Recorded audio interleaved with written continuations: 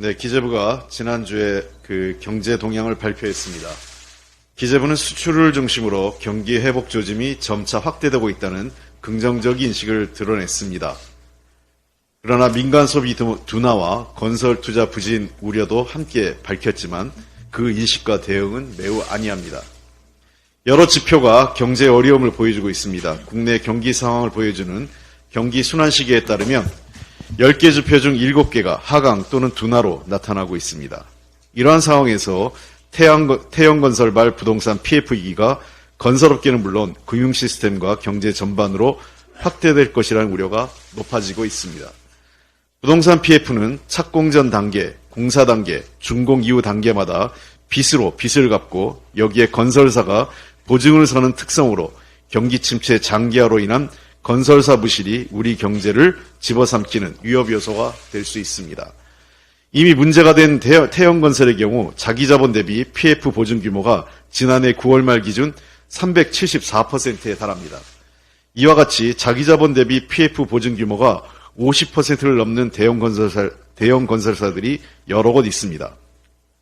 지난해 종합건설기업 폐업 건수는 518건으로 2015년 이후 최대치입니다. 300건대를 유지하던 폐업 건수가 폭증한 것입니다.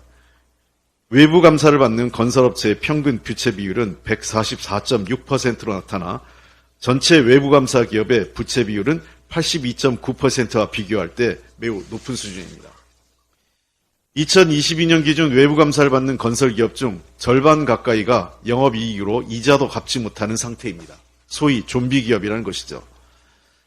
지방건설사의 문제는 더욱 심각합니다. 전체 폐업 건설사 중 절반 이상이 지방건설사로 나타나고 있으며 월 1, 2건 수준이던 건설사 부도업체 수가 지난달 12월에는 8곳으로 급증했습니다. 이 중 6곳이 지방건설사입니다. 지난달과 새 법정관리를 신청한 건설사 중 대부분은 지방건설사들로 지역 1위 업체를 비롯한 중견업체들도 있어 지역경제에 미칠 파급효과에 대한 우려가 높아지고 있습니다. 이러한 상황에서 전체 미분양 가구 1만 465가구 중 80%가 지방에 몰려 있습니다. 고금리와 경기 침체, 장기화에 따른 경제위기에 또 다른 내관이 되고 있는 것입니다. 부동산 PF를 비롯한 건설사 위기는 고용, 금융위로 이어지는 연쇄적 영향은 물론 하청업체와 분양자들로 피해가 확대된다는 점에서 종합적이고 치밀한 대응 방안 마련이 필요합니다. 고금리와 원자재 가격 상승은 물론 부채와 부실로 자금 조달 여력마저 악화된 상황은 향후 경제 위기로 확대될 가능성을 높이고 있습니다.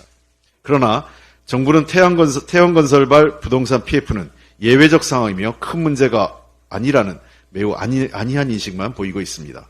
국민을 안심시키는 것과 속이는 것을 혼동해서는 안 됩니다. 상황을 정확히 분석해 국민에게 알리고 위기 방지 방안을 마련해 실행해야 합니다. 부동산 PF 문제를 방치하다가 지금의 상황을 초래한 잘못을 반복해서는 안 됩니다. 땜질식 돌려막기에서 벗어나 이익의 사유화와 손해의 사회화를 막기 위한 부실 정리와 사업 재구조화에 나서야 합니다. 영화배우 이성균 씨가 목숨을 잃은 후 잘못된 수사 관행, 선정적 언론 보도 행태 개선 필요성이 제기되고 있습니다. 지난주에 봉준호 감독, 윤종신 씨 등 문화예술인들은 기자회견을 열어서 수사 과정에 대한 진상규명, KBS 등 언론의 잘못된 기사 삭제와 자정 노력, 정부와 국회의 관련 법령의 재개정 노력을 촉구했습니다. 이성균 배우에 대한 수사는 내사 사실이 보도화되면서 본격화됐는데 범죄 혐의도 확인되지 않은 단계부터 정보가 유출된 것입니다. 이후에도 수사 정보 유출이 아니면 알 수 없는 내용들이 반복적으로 보도됐습니다. 경찰은 경찰 수사공보 규칙을 위반하면서 비공개 요청을 거부하고 출석을 언론에 공개했습니다. 경찰 수사사건 공보규칙 제15조는 사건 관계인의 출석 등 일시, 장소, 정보를 공개해서는 안 된다. 제16조는 출석 등 수사 과정을 언론들이 촬영, 녹화, 중계방송하도록 허용해서는 안 된다고 되어 있습니다. 명백하게 관련 규정을 위반한 것입니다. 경찰은 3차 소환 시 밤샘을 포함 19시간의 강도 높은 조사를 실시하고 심야 및 장시간 조사를 제한하는 경찰 인권보호 규칙도 위반한 것입니다. 아울러 간이검사와 국과수 정밀감사에서 고 이성균 씨가 마약 음성 결과가 나왔음에도 이후 4차까지 정밀 검사를 실시하고 해당 검사 방법의 세세한 내용까지 유출하는 등 무리하고 모욕적인 수사를 반복했던 것입니다. 이는 윤석열 대통령과 한동훈 전 법무부 장관이 마약과의 전쟁을 선포하고 경찰의 성과를 압박해 일어나는 것이라는 현장에서의 비판이 제기되는 것입니다. 무리한 인권침해 수사로 당사자가 목숨을 끊었는데도 경찰은 수사 과정이 적법했다는 입장만 반복하고 윤희균 경찰청장은 경찰 수사는 잘못된 게 없다는 태도를 보이고 있습니다.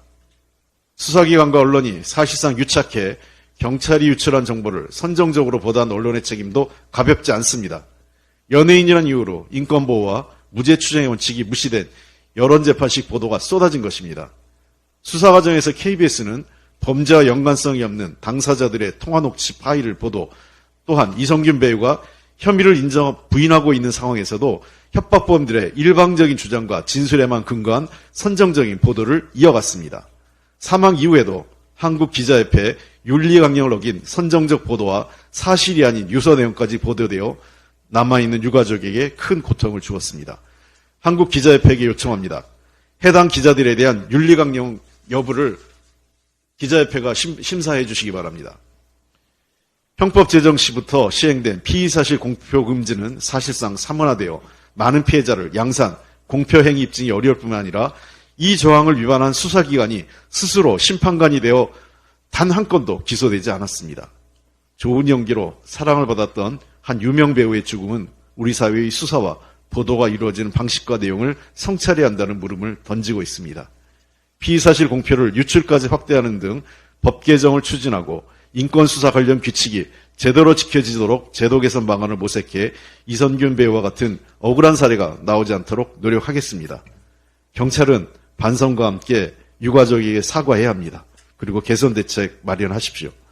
수사정보 유출 등 수사 과정 전반에 대한 철저한 조사가 그 시작입니다.